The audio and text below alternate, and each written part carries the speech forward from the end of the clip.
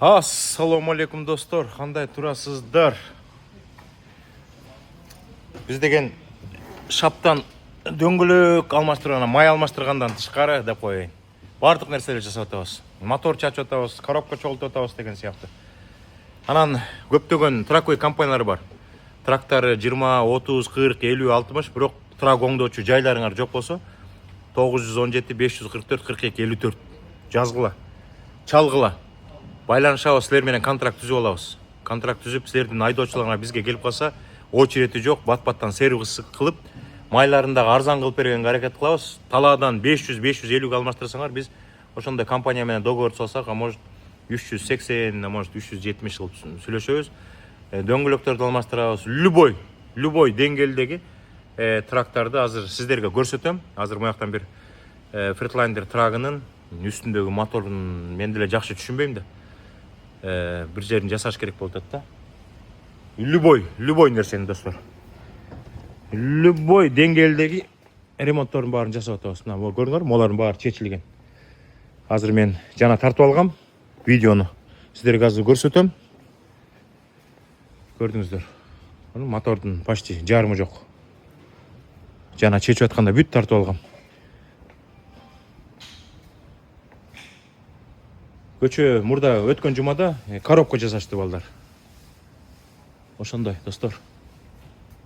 Мына бүт баары эмет турат. Чечилип турат бул жакта. Ассаламу алейкум достор, мына.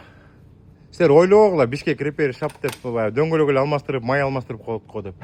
Мuyакта азыр могу головка чечилген аттыр, Головка чечилеби же эмне болот? Головка.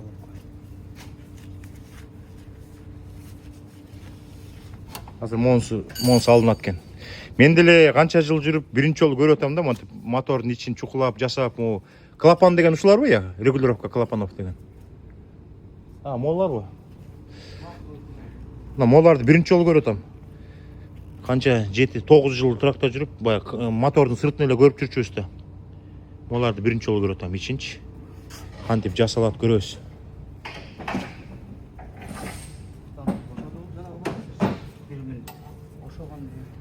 Достор, ошондой. Могу трактагы бүгүн жасалып каралса, эртеңден баштап мuyакка карындашыбыз, бир карындашыбыз бар, ошол среда күндөн баштап жумушка чыгып кетет Амазонго. Сырт ичин жуудуруп коебуз. Таптаза өзлөрү сатып алышты бул тракты. Канча калды билбейсиңерби? Могу тракты, по-моему, 25-26га сатып алышты. Достор, кызык нерсе айтайынбы?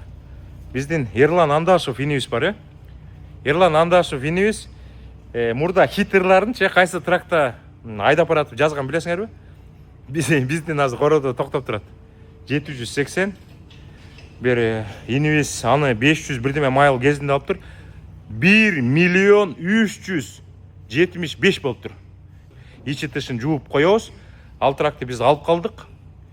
Анан бизге келген инибизге башка трак берди, 40 миңге.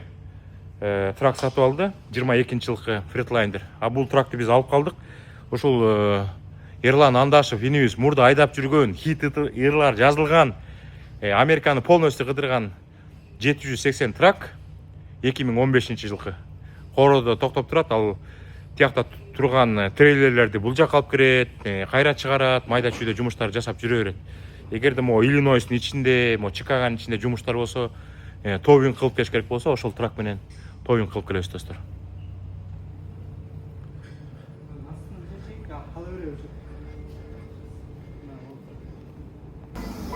Мына чыгарып атат.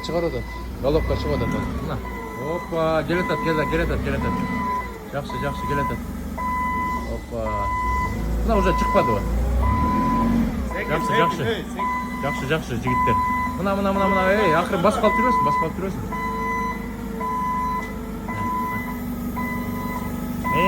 Жакшы.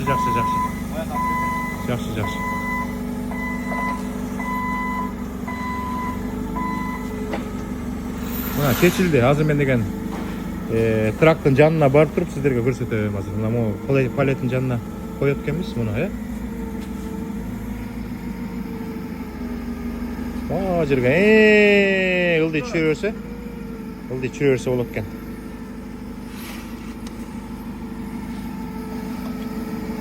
Азыр мен деген Моторду көрсөтөйүн, эмне болуп тур. Мына мондай болуп калды, достор. Бака кладыш деп коебу, мына кладыштары. Достор, азыр маяктан эме кылып чыкса болот экен, мыякта лестница бар экен. Үстүнөн мен да көрүп алайынчы. Мына. Эмнесин жасайт билбейм, достор. Эмнесин жасайт билбейм. Самый главный көрсөтүп койдум. Биздин жигиттер ушундай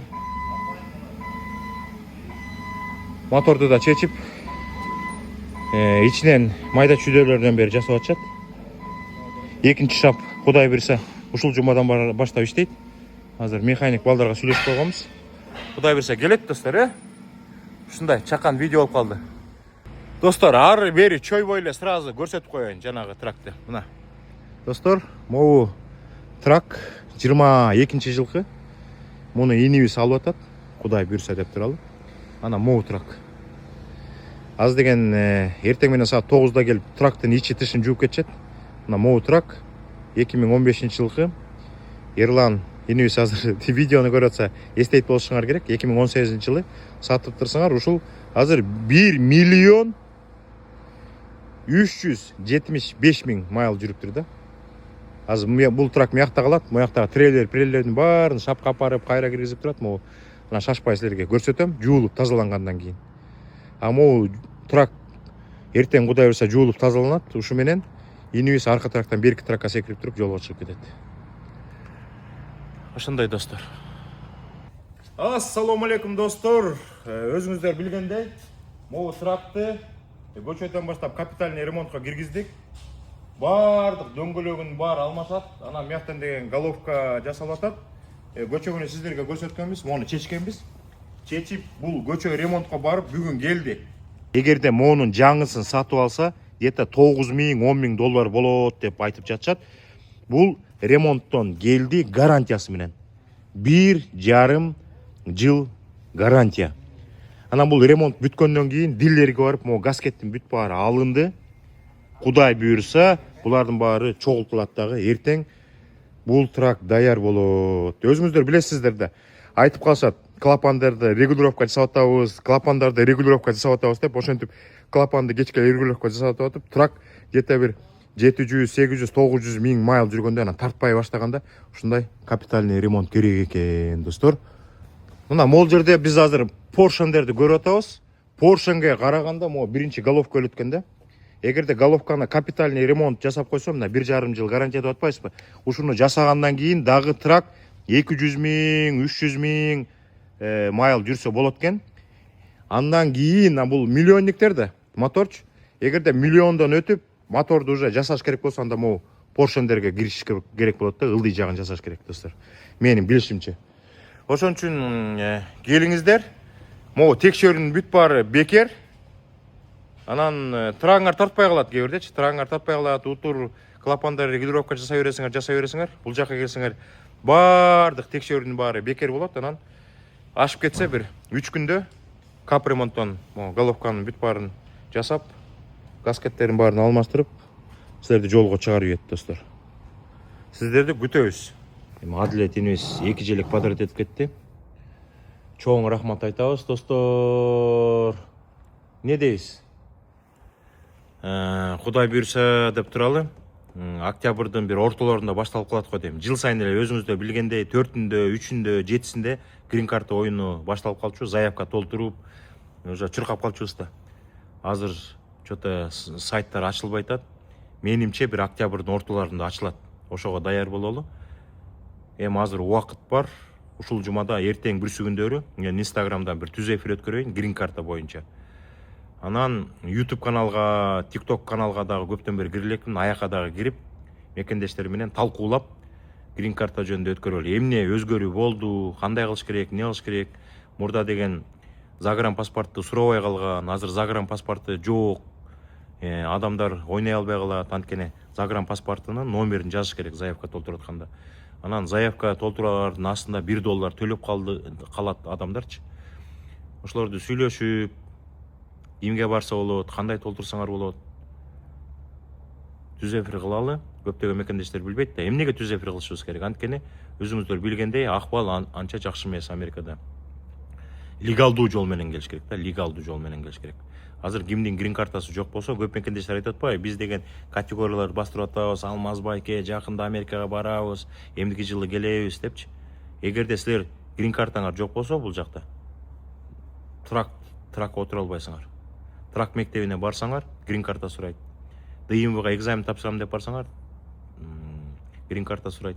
Азыр көптөгөн мекендештердин разрешение на работасы бүтө баштады. Биздин деле компанияда бар. 1 айдан кийин байке бүтөт, 3 айдан кийин бүтөт деп.